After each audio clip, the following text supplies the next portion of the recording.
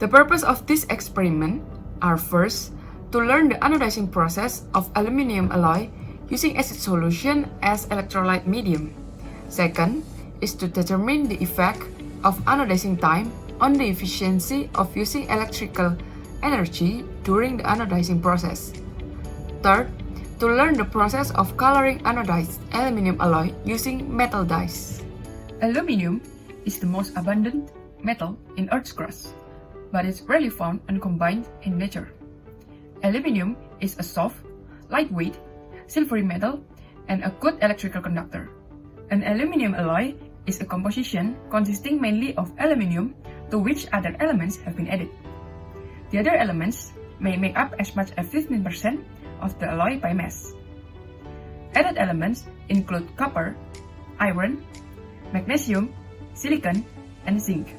The addition of other elements to aluminum gives the alloy improved strength, workability, electrical conductivity, corrosion resistance, and/or density compared to the pure metallic element. Aluminum alloy tend to be lightweight and corrosion resistant. Electrolytic cell can be defined as an electrochemical device that uses electrical energy to facilitate non-spontaneous redox reaction. There are three primary components of electrolytic cell. First, cathode, where the reduction reaction takes place and has a negative pole. Next is anode, where the oxidation reaction takes place and has a positive pole. And then the electrolyte, usually a solution of water or other solvents in which ions are dissolved. For example, sodium chloride, sodium hydroxide, sulfuric acid, oxalic acid, ammonia, and etc. How does it work? When an external electric current flows into the cathode of the electrolytic cell, the resulting negative charge attracts the dissolved positive ions present in the electrolyte. This results in the deposition of positively charged ions onto the cathode. At the same time, the negatively charged ion flows towards the anode, which is positively charged. Anodizing is an electrolytic passivation process used to increase the thickness of the natural oxide layer on the surface of metal parts. Some factors affecting pore size are concentration of acid solution, electric current, and anodizing time. The anodizing process is influenced by the concentration of the acid solution used. This acid solution acts as a conductor in the anodizing circuit. The acid solution composed of strong acids dissolved in water due to the degree of solubility of strong acids that are highly soluble in water. Before doing experiment, we need to prepare the materials and equipments. Okay, so for the equipments, we have analytical balance, digital thermometer, beakers, hot plate, a set of anodizing equipment, and then calorimeter. And for the materials, we have 0.5 molar of sulfuric acid, 1 molar of sodium hydroxide, 85% phosphoric acid solution, tap water, 2 rod shape of aluminum alloy, red and blue dye, and then lead plate. Before doing the experiment, we wrote the environmental data: pressure, humidity, water temperature, air temperature. First, we weighed the aluminum alloys and we get this data. The second aluminum alloy is slightly heavier than the first one. And then we did the greasing step by putting them in 1 molar of sodium hydroxide for 10 minutes. After 10 minutes, we washed them with tap water. This step aims To eliminate grease on the aluminum so as to increase direct alloy surfaces contact with acid solution. Next, we did the smoothing step to remove scale and oxide on aluminum alloy surfaces by putting aluminum alloy 2 times diluted 85% phosphoric acid solution, which has been heated for 50 degrees Celsius for about 10 minutes. And then we washed them with tap water and weighed them again.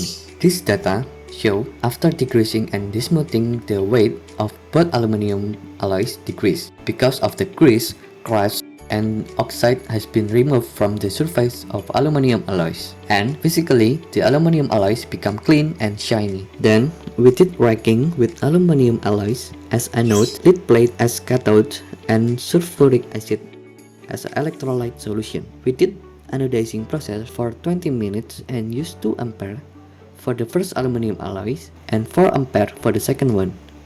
We also measured the solution temperature before and after the anodizing. This is the reaction during anodizing process with overall reaction like this. Anodizing process required to form a porous layer of aluminum oxide, which will be filled by the dye. From the anodizing process, we got this data. An increase in solution temperature after anodizing are because some electrical energy transformed into heat energy, and there is heat of reaction during the anodizing process. So first we calculate the electrical energy used by voltage times current times time. For the first aluminum alloy, we use 19.9 volt and 2 ampere. And for the second aluminum alloy, we use 19 volt and 4 ampere. And we use the same anodizing time in both aluminum alloy, which is 1200 seconds. And then next, we calculate the electrical energy released during the anodizing by mass of the water times the water heat capacity times the temperature difference before and after anodizing. Okay, so for the mass of the water, we can calculate from the density of water times the water volume. The density of water we got from the NIST web book.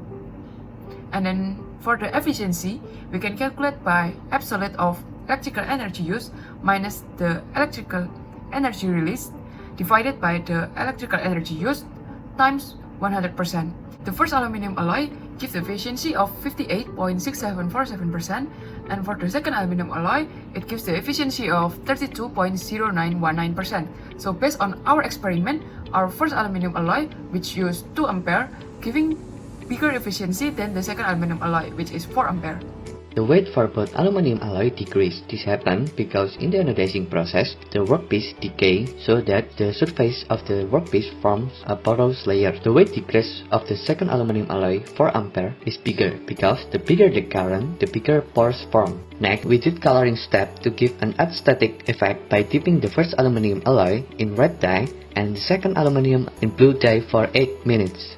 At the coloring stage, the dye enters the pores formed in the anodizing process. Then, we put them in boiled water for 3 minutes, which is called the sealing process that is useful so that the pores are not easily damaged and the color is not easily faded. This process begins by the precipitation of hydrated aluminum oxide as a gel of pseudobimide. Increasing pH will start a condensation of the gel, and now crystalline pseudobimide forms and the pores will be filled up. During the last period of sealing, the pseudobimide will recrystallize to form bimide starting at the surface, and this is the reaction. We weigh both of our aluminum alloys, and we got this data. Theoretically, the weight of aluminum alloy increases after coloring process because the dye filled up the pore. But in this experiment, both of our aluminum alloys weight increased. This is unfortunately because we didn't use the same analytical balance, so that there is a difference in weight from the previous analytical balance we used.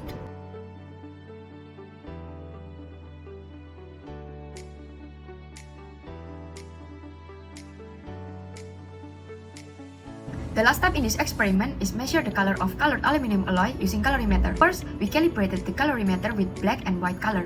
Then we measured the standard red and blue color, and then we saved the data. And we tested our colored aluminum alloy and we got these results. And as we can see, we got a positive value delta A for the first aluminum alloy, which shows red color. And for the second aluminum alloy, we got negative value for delta B, which shows blue color. There are several factors causing error. The first one is the greater the current density, the more oxide layers are formed. The second one, a good pretreatment of aluminum metal will produce a clean aluminum metal surface so that there are no interfering substances during the anodizing process. But in this experiment, we didn't smooth aluminum alloy surface. The third one is high temperature will cause the anodizing process to be less efficient because the solid oxide form can dissolve in the electrolyte. When the temperature is too low, cause slow oxide formation. And now, we move to the conclusion.